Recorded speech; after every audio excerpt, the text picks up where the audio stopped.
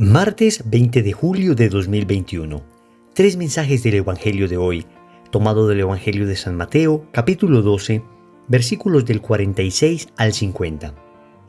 En aquel tiempo, estaba Jesús hablando a la gente cuando su madre y sus hermanos se presentaron fuera tratando de hablar con él. Uno se lo avisó: «Oye, tu madre y tus hermanos están fuera y quieren hablar contigo». Pero él contestó al que le avisaba: «¿Quién es mi madre y quiénes son mis hermanos?». Y señalando con la mano a los discípulos, dijo: «Estos son mi madre y mis hermanos. El que cumple la voluntad de mi Padre del cielo, ese es mi hermano y mi hermana y mi madre». Palabra del Señor, gloria a ti, Señor Jesús. La liturgia nos regala el día de hoy un evangelio bien especial. La familia de Jesús está afuera y le busca mientras Él está predicando. Le dicen a Jesús que afuera está su familia, su madre y sus hermanos, y Él responde de una manera que pareciera desconcertante: ¿quiénes son mi madre y mis hermanos? Sino aquellos que cumplen la voluntad del Padre. Vamos a entender este evangelio reflexionando tres mensajes. Primero, Jesús despreció a María. Segundo, ¿quiénes eran los hermanos de Jesús? Tercero, la nueva familia en Cristo. Vamos con el primer punto. Jesús despreció a María. Algunos hermanos, fundamentalmente de iglesias protestantes, han dicho que en este texto aparece una especie de desprecio de Jesús hacia su Madre Santísima. Pero nosotros desde la lógica y desde la palabra podemos ver que esto es imposible. Desde la lógica podemos entender que si nosotros, que somos débiles y pecadores, amamos a nuestra madre y queremos que ella siempre esté bien y no nos atrevemos a deshonrarla, y entenderíamos que cualquier tipo de ultraje, ofensa, deshonra a nuestra madre es una cosa objetivamente mala, pues ¿cómo vamos a pensar que Jesús, que es Dios encarnado, que nos vino a dar ejemplo del cumplimiento de la voluntad del Padre, cómo vamos a creer que Jesús nos va a enseñar a despreciar a nuestra madre? De ninguna manera. Y bíblicamente podemos sustentar esto. En la carta a los Gálatas, en el capítulo 4, versículo 4, el apóstol San Pablo dice que llegada la plenitud de los tiempos, envió Dios a su Hijo nacido de mujer, sometido a la ley. Cristo vino sometido a la ley de Moisés, precisamente para perfeccionar esa ley, pero no para anularla. Y si vamos a la ley de Moisés, vemos que el cuarto mandamiento prescribe que debemos honrar a padre y madre. Jesús honraba a su Padre Dios y honraba a su Madre María. Entonces aquí no podemos ver una especie de desprecio en las palabras de Jesús al decir mi madre y mis hermanos son aquellos que cumplen la voluntad del Padre. Todo lo contrario. Lo que Jesús está diciendo es una exaltación de María, diciendo que más allá de la realidad biológica de su maternidad, estamos hablando de una realidad espiritual en el sometimiento amoroso a la voluntad de Dios que María tuvo desde el principio. Vemos, por ejemplo, cómo la Santísima Virgen María, en el momento en que el ángel Gabriel le dijo que sería la madre del Mesías, cumplió fielmente la voluntad del Padre diciendo: «He aquí la esclava del Señor, hágase en mí según tu palabra». Esto está en Lucas capítulo 1, versículo 28. La misma Santa Isabel elogia a María precisamente por cumplir la voluntad de Dios y por creer en lo que Dios le decía. Le dice: «Dichosa tú que has creído que se cumplirían las promesas del Señor». Esto está en Lucas 1, 45.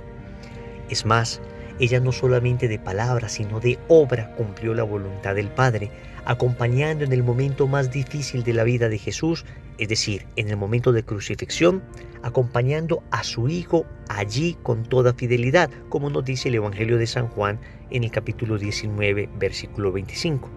Cerca de la cruz de Jesús estaba María, su madre. Es decir, María cumplió la voluntad de Dios como ninguna otra criatura lo ha hecho. De tal suerte que podemos decir que María no solamente es madre de Jesús de manera biológica, sino, como diría San Agustín, ya desde antes había engendrado la palabra en su corazón al cumplir obedientemente la voluntad del Padre. Segundo, ¿quiénes eran los hermanos de Jesús?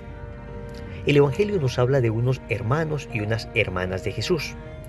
Recordemos que en el lenguaje hebreo la palabra hermano es una palabra muy amplia, que puede significar desde hermanos biológicos hasta parientes, familiares, personas que ejercen las mismas funciones, personas que pertenecen al mismo pueblo, en fin. En ese orden de ideas, estos hermanos y hermanas de Jesús eran parientes, de ninguna manera eran hijos de María. Y no eran hijos de María porque sabemos que María fue virgen antes del parto, en el parto y después del parto. Pero para que no nos quede duda de que la palabra hermanos significa mucho más que simplemente hijos de la misma mamá, veamos lo que dice Primera de Crónicas, capítulo 15, versículo 5. En un texto que nos cuenta quiénes fueron los que, congregados por el rey David, transportaron el arca de la alianza. Y así dice: de los hijos de Coat, Uriel el jefe y sus hermanos 120. De los hijos de Meriarí, Asaías el jefe y sus hermanos 220. De los hijos de Gersón, a Joel el jefe y sus hermanos 130, etcétera, etcétera, etcétera. Si hermanos significara que son hijos de la misma madre, pues ¿cómo es posible que haya una madre que haya dado a luz 120 hijos, 220 hijos, 130 hijos? Vemos que en la Biblia la palabra hermanos se usa frecuentemente para designar parientes. Estos supuestos hermanos de Jesús que trae el Evangelio hoy son parientes del Señor. Pero entonces, ¿qué nos quiere decir el Evangelio hoy con este acontecimiento que se nos narra? Vamos con el tercer punto: la nueva familia de Cristo. El Señor nos viene a enseñar que todos somos hijos del Padre Celestial y que lo que nos mantiene vinculados al Padre es el cumplimiento de su voluntad. Es decir, Cristo viene a constituir una nueva familia. Israel era considerado el pueblo de Dios, pero resulta que ahora Dios quería extender la promesa que había hecho sobre Israel a toda la humanidad. Quería vincular a toda la humanidad en su familia. Y por eso nos damos cuenta que en la nueva alianza el Señor habla en términos familiares. Y por eso dice que Dios es Padre. En el Antiguo Testamento Dios era como un padre. Así dice el Salmo 102. Como un padre siente ternura por sus hijos, así tú, Yahvé, sientes ternura por tus fieles. Pero Jesús nos dice que Dios ya no es como un padre, sino que Él es Padre. Y por eso en el Padre Nuestro nos enseña a llamarlo Papá, Abba. Cuando oréis, decid Padre Nuestro. Mateo capítulo 6, versículo 9. Entonces Dios es Padre. Jesús es Hijo. En el Evangelio de Juan, capítulo 3, versículo 16, nos dice el evangelista: tanto amó Dios al mundo que envió a su Hijo único, para que todo el que crea en Él no perezca, sino que tenga vida eterna. Jesús es el Hijo del Padre.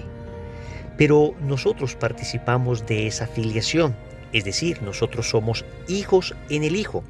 Cristo es Hijo del Padre por naturaleza, porque también es Dios junto con el Padre y el Espíritu. Nosotros somos hijos de Dios por adopción.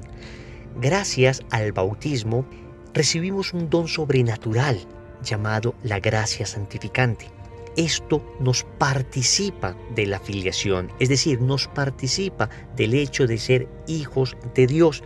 Y por eso, Primera de Juan, capítulo 3, versículo 1, dice: mirad qué amor nos ha tenido el Padre al llamarnos sus hijos, pues lo somos. Es decir, tú y yo pertenecemos a la familia de Dios.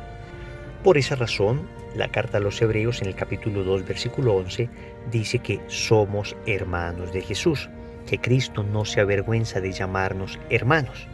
Tenemos entonces Padre, Jesús es el Hijo, nosotros somos hijos en el Hijo, por consiguiente somos hermanos de Cristo.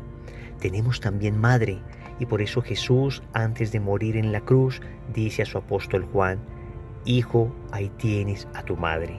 Juan capítulo 19, versículo 27. Inmediatamente después, en el versículo 28, dice el Evangelio que todo estaba cumplido. Es decir, la familia estaba completa. Ya teníamos a Dios como Padre, Jesús era el Hijo y nosotros en Él somos hermanos, tenemos a María como Madre y ahora conformamos la familia de Dios. cómo se mantiene cohesionada y unida la familia de Dios en el cumplimiento de la voluntad del Padre. Esto es lo que nos está enseñando el Evangelio de hoy. Tú y yo somos familia porque tenemos un Padre en común y debemos cumplir sus mandamientos para poder decir a Dios papá, para poder decir a nuestra Madre Santísima mamá, para poder decir a Jesús hermano. Somos familia de Dios y lo que debemos hacer es esforzarnos, repito, por cumplir la voluntad de Dios que está claramente expresada en el mandamiento del amor, que se explicita en los 10 mandamientos que hemos aprendido. Recordemos entonces, primero, Jesús despreció a María. Segundo, ¿quiénes eran los hermanos de Jesús? Tercero, la nueva familia en Cristo.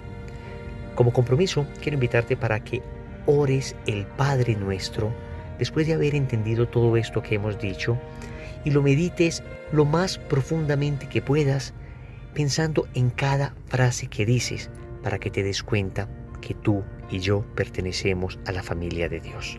En el nombre del Padre, y del Hijo, y del Espíritu Santo. Amén.